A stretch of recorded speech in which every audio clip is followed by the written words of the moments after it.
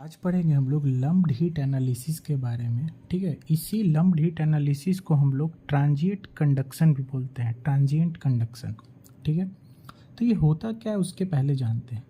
तो जनरली जो होता क्या है ना कि जो टेम्परेचर होता है किसी भी बॉडी का, ठीक है, वो जब उसमें से कंडक्शन होगा, ठीक है, तो वो 4 वेरिएबल के फंक्शन का वो होता है टेम्परेचर। मतलब जो टेम्परेचर वेरी करता है वो 4 वेरिएबल पे डिपेंड करता है। कौन कौन से वेरिएबल? एक्स, वाई, जेड और टी। ठीक है, एक्स, वाई, जेड 3 डायरेक्शन वाले वेरिएबल और टी हो गया आपका टाइम वाला वेरिएबल। ठीक है, ये जनरली ये चीज़ होता है। ठीक है, आप कोई रेक्टेंगुलर स्लैब ले लीजिए तो उसमें जो टेम्परेचर होगा ये कुछ इस तरीके से क्यूबाइडल शेप, तो एक्स डायरेक्शन में, वाई डायरेक्शन में और जेड डायरेक्शन में अलग अलग टेम्परेचर शो करेगा और टाइम के साथ भी अलग अलग टेम्परेचर शो करेगा। ठीक है, लेकिन ये जो है ना ये चीज़ जनरली होता है। लेकिन जो लम्प्ड हीट एनालिसिस जो हम लोग पढ़ते हैं वो एक स्पेशल केस है। इसमें क्या होता है, if temperature of a body change with respect to time only then such body is called lumped body.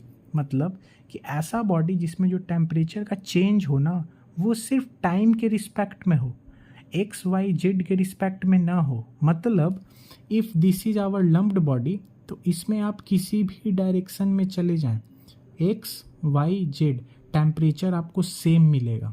ठीक है, मतलब कि एट ए पार्टिकुलर टाइम इस होल बॉडी का जो टेम्परेचर है वो सेम है।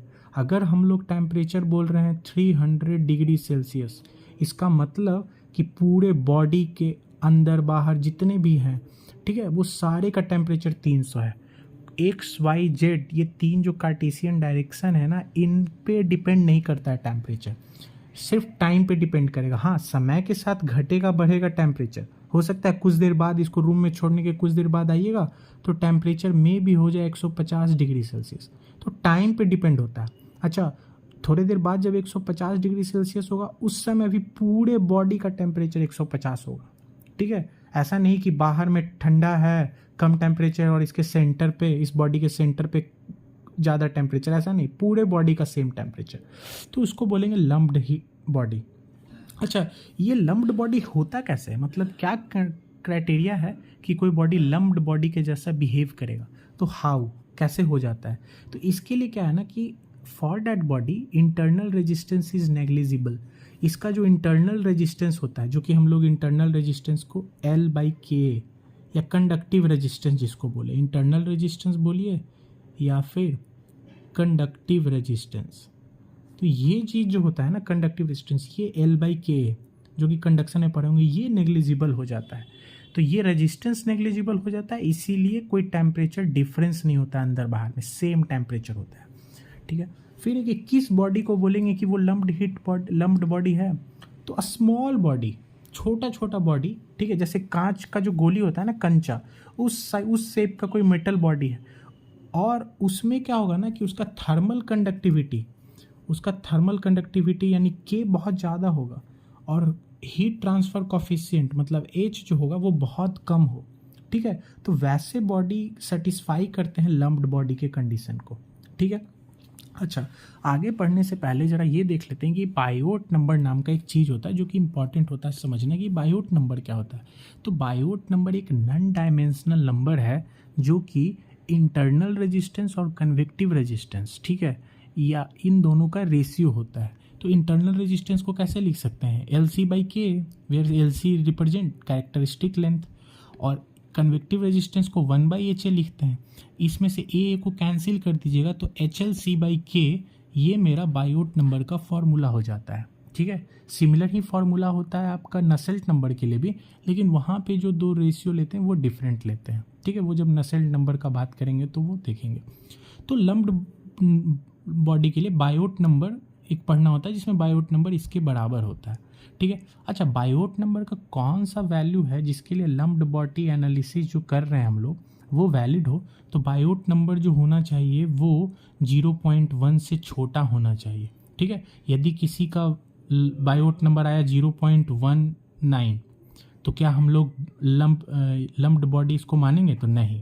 अगर आया 0.01 तो लम्प्ड बॉडी मानेंगे, तो हाँ मानेंगे। ठीक है, तो बायोट नंबर 0.1 से छोटा होना चाहिए। और छोटा कब होगा, जब इसमें से K का वैल्यू बड़ा होगा, यानी थर्मल कंडक्टिविटी बहुत ज़्यादा है और H बहुत कम है, तो क्या होगा, ये रेशियो 0.1 से छोटा हो जाएगा। ठीक है, कुछ बॉडी का ये कैरेक्टरिस्टिक लेंथ है जो कि आपको पता होना चाहिए। LC को कैरेक्टरिस्टिक लेंथ बोलते हैं। ठीक है, तो जनरली अगर प्लेट है तो उसके लिए जो कैरेक्टरिस्टिक लेंथ है वो प्लेट का जो लंबाई है वही हो जाता है।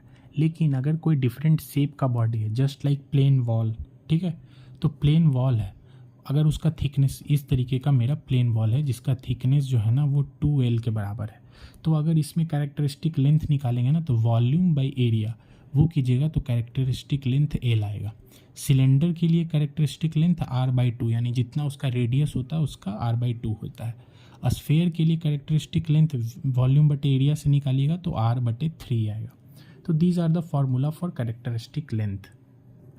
अब हम लोग लम्प्ड बॉडी को एनालिसिस करते हैं। तो मेरे पास ये लम्प्ड बॉडी है जिसका वॉल्यूम V है और इसका एरिया, सरफेस एरिया A है। ये आपको एक स्फेयर के शेप में इसको आप एज्यूम कर सकते हैं। और इसका टेम्परेचर जो है ना, बाहर का टेम्परेचर T0 है, sorry T infinity, ambient temperature, atmosphere जो भी बाहर में उसका टेम्परेचर T इन्फिनिटी है।